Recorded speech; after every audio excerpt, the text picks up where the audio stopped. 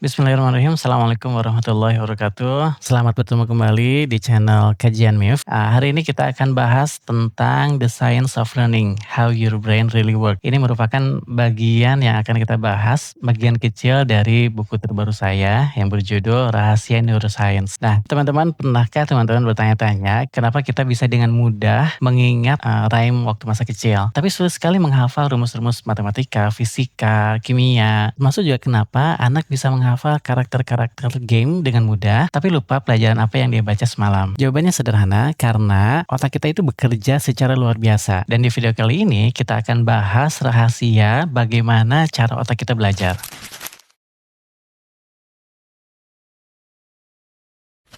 Bayangkan ada sebuah mesin super canggih yang lebih hebat dari komputer paling mahal sekalipun. Mesin ini tidak pernah berhenti bekerja, mampu menyimpan jutaan informasi, menghubungkan titik-titik pengalaman, bahkan beradaptasi setiap kita belajar hal yang baru. Mesin itu bukanlah teknologi buatan manusia, tapi otak kita sendiri. Di dalam kepala kita ada sekitar 86 miliar sel saraf atau neuron. Setiap neuron terhubung dengan ribuan neuron lain, membentuk jaringan rumit yang jumlah koneksinya melebihi jumlah bintang di galaksi. Setiap kali kita membaca, mendengar, atau mengalami sesuatu, neuron-neuron ini saling berbicara lewat sinyal listrik dan kimia. Itulah yang membuat kita bisa belajar, mengingat, berpikir, bahkan bermimpi. Kalau kita ibaratkan, otak kita itu seperti hutan besar. Setiap kali kita belajar sesuatu yang baru, kita membuka jalan kecil di dalam hutan. Semakin sering jalan itu kita lewati, dengan pengulangan, latihan, dan pengalaman, maka jalan itu makin jelas, makin lebar, mungkin bisa menjadi jalan raya. Inilah yang disebut neuroplastisitas,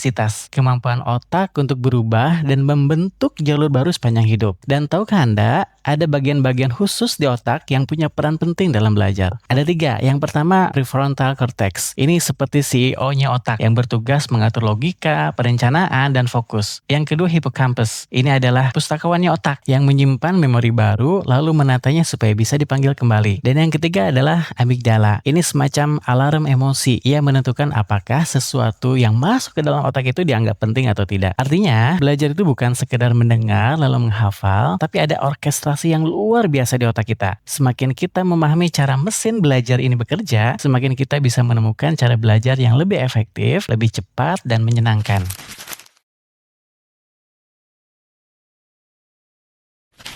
Sekarang mari kita ikuti perjalanan sebuah informasi di dalam otak. Bayangkan seorang guru menyebutkan nomor telepon atau seorang teman memberitahu alamat rumahnya. Informasi itu masuk pertama kali melalui panca indera kita, mata, telinga, atau sentuhan. Inilah pintu masuk awal yang disebut sensory memory. Tapi hati-hati, di tahap ini informasi hanya bertahan sekilas, kurang dari 3 detik. Kalau tidak diperhatikan, ia akan hilang begitu saja. Kalau kita memilih untuk fokus, informasi itu naik ke tahap berikutnya, yaitu short term memory atau memori jangka pendek. Di sini, otak seperti meja kerja kecil. Kapasitasnya terbatas, hanya mampu menampung sekitar 7 item sekaligus. Itu sebabnya kita masih bisa mengingat nomor OTP sebentar, lalu melupakannya setelah kita gunakan. Tapi, bagaimana informasi bisa bertahan lebih lama? Nah, disinilah long term memory berperan. Kalau informasi diolah, diulang, atau dihubungkan dengan sesuatu yang bermakna, hippocampus akan menyimpannya dalam jaringan otak yang lebih permanen. Misalnya, nomor telepon tadi ternyata sama dengan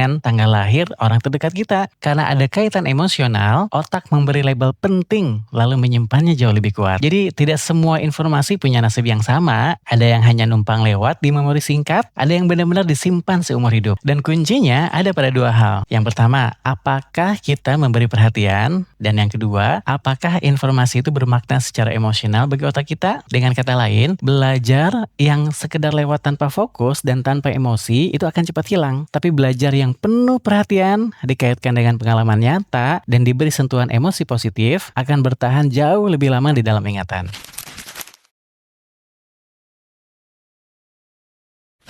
Baik teman-teman sekalian, sekarang kita masuk ke 2 penjaga gerbang utama sebelum sebuah informasi bisa berubah jadi pengetahuan. Apa aja 2 penjaga gerbang utama itu? Yang pertama adalah emosi dan yang kedua adalah fokus. Bayangkan Anda sedang duduk di kelas, guru lalu menjelaskan panjang lebar tentang definisi yang rumit.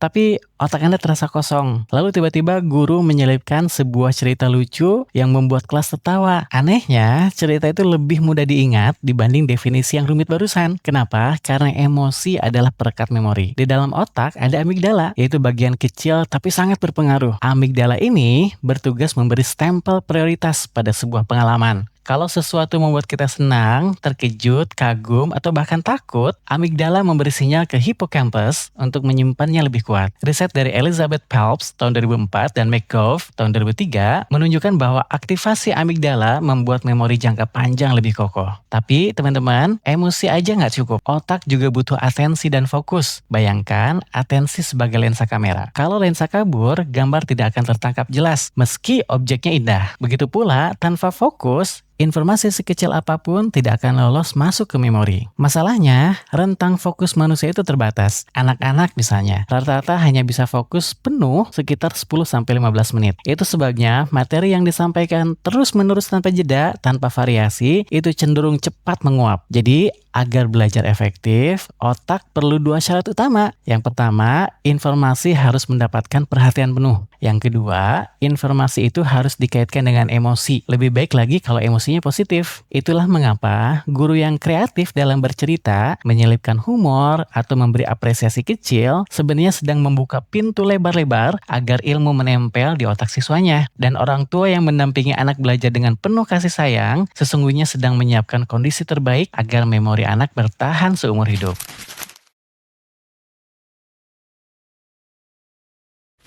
Baik teman-teman, kita akan lanjut ke segmen terakhir. Banyak orang yang percaya bahwa kecerdasan itu bawaan lahir. Ada anak yang dianggap pintar sejak kecil, ada pula yang dicap sulit belajar. Padahal, riset modern membuktikan bahwa otak manusia memiliki kemampuan luar biasa yang disebut neuroplastisitas, yaitu kemampuan otak untuk berubah, beradaptasi, dan membentuk koneksi baru sepanjang hidup. Setiap kita belajar sesuatu, otak menciptakan jalur komunikasi baru antar neuron. Bayangkan, otak kita itu seperti hutan lebat. Setiap kita mempelajari hal baru, kita membuka jalan setapak kecil. Kalau jalan itu jarang dipakai, ia akan tertutup kembali oleh semak belukar. Tapi kalau kita sering melewatinya, melalui latihan, pengulangan, dan pengalaman, jalan itu semakin jelas, semakin lebar, bahkan bisa menjadi jalan raya. Inilah alasan kenapa pengulangan dan latihan konsisten sangat penting dalam belajar. Contohnya sederhana, seorang siswa yang terus berlatih soal matematika, lambat laun membangun jalan tol di otaknya untuk berpikir logis. Anak yang rajin membaca setiap hari membentuk jalur yang kuat untuk keterampilan bahasa dan literasi. Bahkan, seorang dewasa yang belajar bahasa baru itu tetap bisa menciptakan jalur otak yang segar sehingga dia bisa menguasai bahasa baru itu. Pesan paling penting dari neuroplastisitas ini adalah tidak ada otak yang bodoh. Yang ada hanyalah otak yang belum cukup dilatih. Seperti otot di tubuh kita, otak juga butuh latihan rutin agar semakin kuat. Jadi, ketika seorang siswa merasa gagal atau orang tua merasa anaknya lambat, ingatlah otak mereka sedang membentuk jalur baru. Dengan dukungan, pengulangan, dan lingkungan yang positif, jalur itu akan semakin kokoh dan kemampuan mereka akan terus berkembang.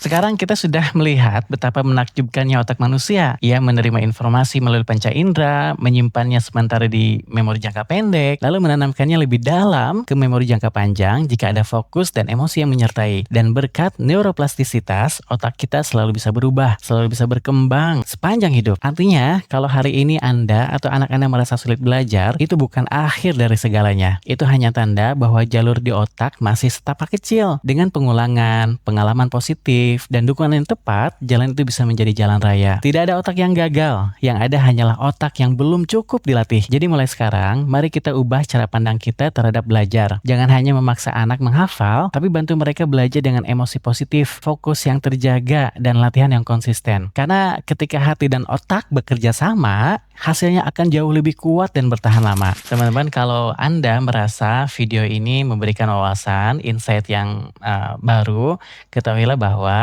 apa yang kita bahas di video ini baru sebagian kecil dari isi buku terbaru saya yang berjudul Rahasia Neuroscience Kunci Pembelajaran Efektif. Di buku ini saya membahas lebih dalam bagaimana emosi, gelombang otak, motivasi, lingkungan, bahkan spiritualitas itu bisa membantu kita menciptakan pembelajaran yang benar-benar efektif, baik untuk guru, orang tua, maupun sekolah. Jadi kalau Anda ingin menjadi pendidik, orang tua, atau pemimpin sekolah yang benar-benar memahami bagaimana mesin yang paling canggih letih di alam semesta ini bekerja, segera dapatkan buku ini. Terima kasih sudah menonton. Jangan lupa subscribe, like, share, dan komen untuk konten inspiratif berikutnya. Wassalamualaikum warahmatullahi wabarakatuh.